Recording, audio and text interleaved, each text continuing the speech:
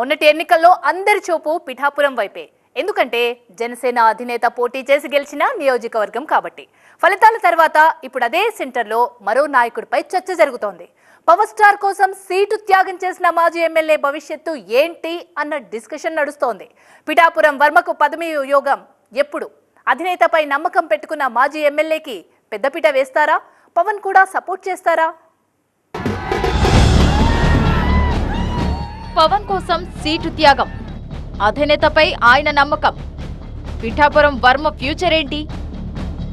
ఏపీలో వైసీపీని చావు దెబ్బతీసి అధికారంలోకి వచ్చింది టీడీపీ కూటమి. ముఖ్యమంత్రిగా బాధ్యతలు చేపట్టగానే 5 కీలక ఫైళ్లపై సంతకాలతో ఇచ్చిన ప్రతి హామీకి కట్టుబడి ఉంటామన్న సంకేతాన్నిచ్చారు సీఎం చంద్రబాబు. ఎన్నికల్లో టికెట్లను ఆశించిన నాయకుల త్యాగాలు కూడా కూటమి ఘన విజయానికి ముఖ్య కారణమయ్యాయి. జనసేన పోటీ చేసిన 21 నియోజకవర్గాల్లోని తమ్ముళ్లకు ఇచ్చిన హామీలపై ప్రత్యేక దృష్టి పెట్టింది టీడీపీ అధిష్టానం. పైగా ఎమ్మెల్యే కోటాలో 2 ఎమ్మెల్సీ సీట్లు ఖాళీ కావడంతో అధిష్టానం నుంచి హామీ పొందిన నాయకుల్లో ఎవరిని ఏ పదవులు వరిస్తాయన్న ఉత్కంఠ పెరిగింది. ఈ పదవులను దక్కించుకునేందుకు పార్టీ తమ్ముళ్లు ప్రయత్నాలు ప్రారంభించారు. జనసేన గెలిచిన స్థానాల్లో ముఖ్యంగా పిఠాపురంలో మాజీ ఎమ్మెల్యే వర్మకు ఎమ్మెల్సీ పదవి ఇస్తానని చంద్రబాబు హామీ ఇచ్చారు. పవన్ కళ్యాణ్ పోటీతో పిఠాపురం పేరు దేశవ్యాప్తంగా మారుమోగింది.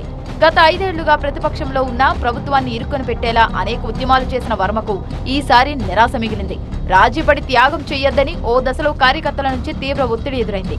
దీంతో వర్మకు ఎమ్మెల్సీ పదవి ఇస్తానని కార్యకర్తల సమక్షంలోనే ప్రకటించారు టీడీపీ అధినేత. దాంతో కార్యకర్తలు శాంతించి తమ నాయకుడిని ఎమ్మెల్యేగా కాకపోయినా ఎమ్మెల్సీగానైనా చూసుకోవచ్చనే ఉద్దేశంతో కష్టపడి పనిచేశారు. పిఠాపురంలో పవన్ కళ్యాణ్ విజయానికి వర్మ అన్నీ తానే పనిచేశారు. జనసేన ఎమ్మెల్యేల మీటింగ్ లో సాక్షాత్తు ఆ పార్టీ అధినేత పవన్ కళ్యాణే ఆ విషయం చెప్పారు. అదే సమావేశంలో వర్మని అభినందిస్తూ పవన్ కళ్యాణ్ సన్మానించారు.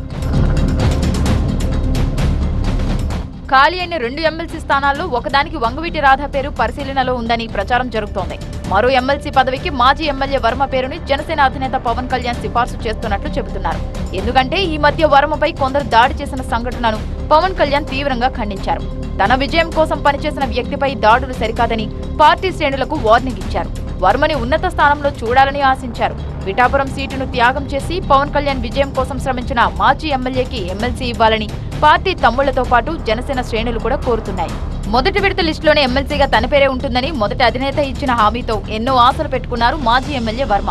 సీటు త్యాగం చేయడంతో పాటు పవన్ కళ్యాణ్ గెలుపులో కీలకంగా వ్యవహరించిన వర్మకు మంచి పొజిషన్ దక్కుతుందనే నమ్మకంతో ఉన్నారట ఆయన అనుచరులు.